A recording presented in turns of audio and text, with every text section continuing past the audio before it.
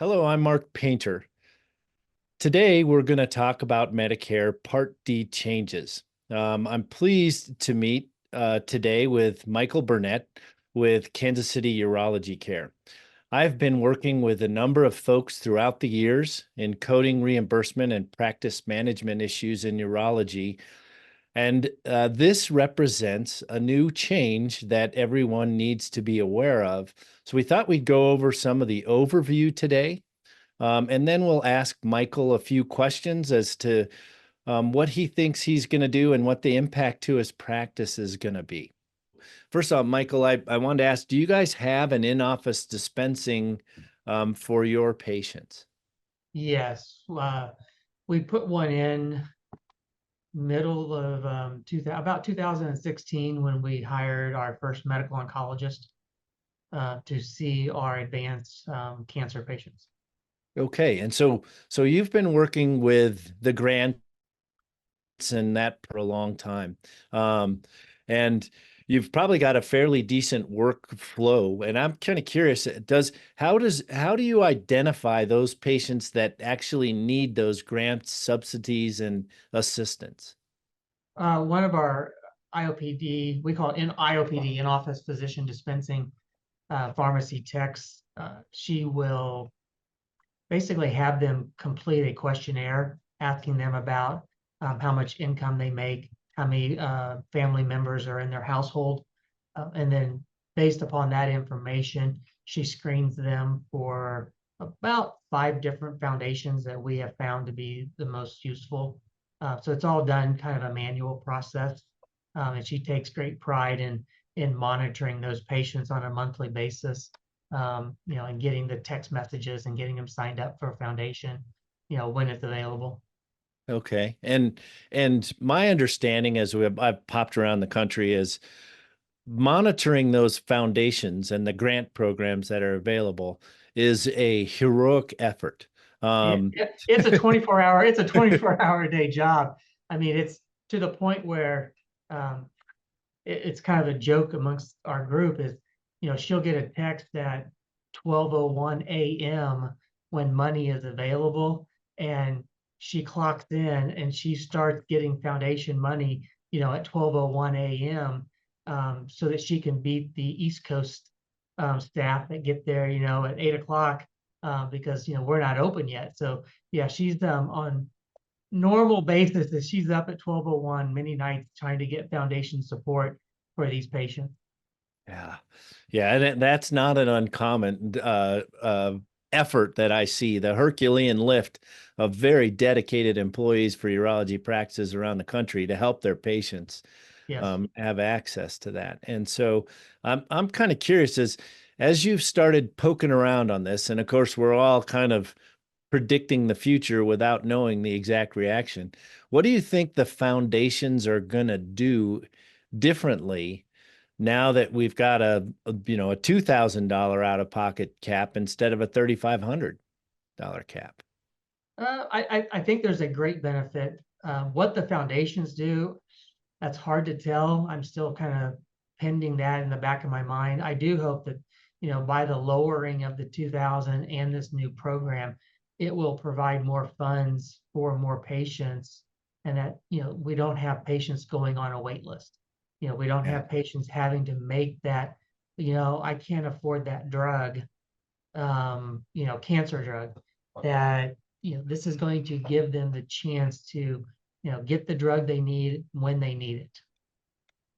Yeah, I'm hoping so too, and I'm kind of hoping that like they don't take the opportunity to reduce the foundational grants, but they actually think, oh, great, this is going to make it easier to stretch it to more people, and maybe you won't have to have your heroic efforts of 1201 for your Yeah, I employees to hope do that. so, but I still think she'll be up at 12:01, probably getting money for those patients that need it. Yeah. Well, hopefully throughout the year, as we learn how it's all going to flow, that we can change that workflow. That would be nice. Yes. And all of this. And then, all right, so now let's move over towards what you guys are doing right now. Um, relative to this new program? Have you started talking to your patients or notifying your patients that this new smoothing option exists? Yes, we actually had a educational meeting with all of our management leadership team last week. I gave them a summary of, what the program is as I know it, and that things are subject to change as anything with the government moving forward. We also handed out flyers that we have received from pharmaceutical companies, notifying patients of this, having, basically telling them to check with their Part D plan, call their customer service. Our plan right now is to provide a copy of this brochure at the front and back to all Medicare patients. And then we will also staple it to each prescription that we are filling of a Medicare patient. So the plan is, new patients, established patients, get it to them. And then if they're getting a script filled by us, get them, they're going to get another copy of it. I don't think you can do enough education during this time leading up to October 15th. Yeah, I agree. I think this is going to be an effort, and I applaud that. I mean, certainly I mean, this is in the patient's hand to do. It's you can't go on and opt them through their Part D plan for them. So educating them as much as you can. I mean, do you foresee that you might need to have kind of any additional support for your patients to actually walk them through this, or do you think just the information and the education is going to be enough? Uh, I would hope that it's enough is, what we're doing, getting them to call their Part D plan.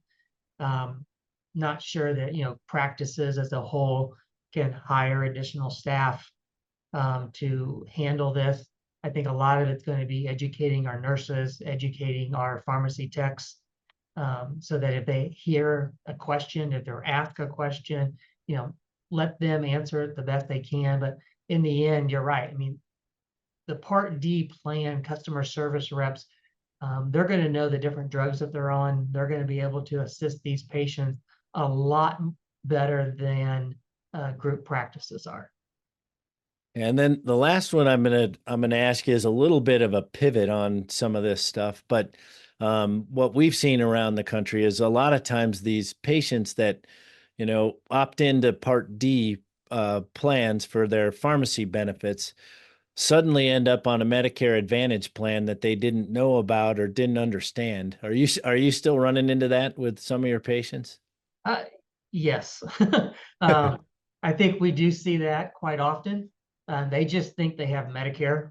Right. And, that's one thing that, you know, billing staff, schedulers, we have to do. I mean, we have to really pay attention because all they say is, "Oh, I'm on Medicare." Okay, what Medicare? Can you show, what's your card look like? And, I think that's just an everyday occurrence that still happens. Um, Making sure that patients understand the difference between what I call the government Medicare, and for us, it's WPF, Right. versus a true Medicare Advantage that's through, whether it's Aetna, Humana, United, a commercial payer. Practices have to be real cognizant of that. Yeah, totally agree. That's one of those because when you look at the eligibility come back, if you don't look far enough down on the eligibility form, it'll say they're eligible for Medicare, but down below it tells them where the Medicare Advantage plan. Correct. So, and this will probably drive a few more people that were maybe sitting on the fence on Part D into jump in that direction. So, we'll have to maintain that diligence. Yes, I think this is a great program for those Yeah. patients. Yeah, really is overall. And so is there anything else that you're thinking you need to do from the patient side of this or from your office side to help them take advantage of this? Right now, I think it's a lot of just education. I've Yeah. talked with a number of different pharmaceutical companies about, what their plans are for educating the urology community, and I'll continue pushing, for the manufacturers of the oral medications to kind of get in front of this and educate the urology practices, especially over the next, 3 to 4 weeks, so that, the groups and the practices can do the best that they can to educate patients for this program. Excellent. Well, Michael, thank you very much for the conversation today. Hopefully we've shed some light on this for everybody else, as the two of us have been shoveling information in as fast as we can to try and turn it around to everybody else. Appreciate you and what you're doing. Thank you, Mark. So just a quick reminder that open enrollment begins on October 15th and ends on December 7th. So as Michael mentioned, the next few weeks are going to be important to get that education and get your staff up to speed very quickly so that you can help your patients, help you. Because I think as I look at this, it's a benefit to the practice in making that role as caregiver and not money taker for at least one part of what they're doing. And really helping those patients build their budgets throughout the year in a much better way. Because as we all know, a lot of our urology patients in the Medicare age, they're not just dealing with urology prescriptions, but all sorts of prescriptions. And this is going to be part of that as well. So it doesn't just stop with urology drugs, it's whole patient benefit. So hopefully everybody will take some of this and start running.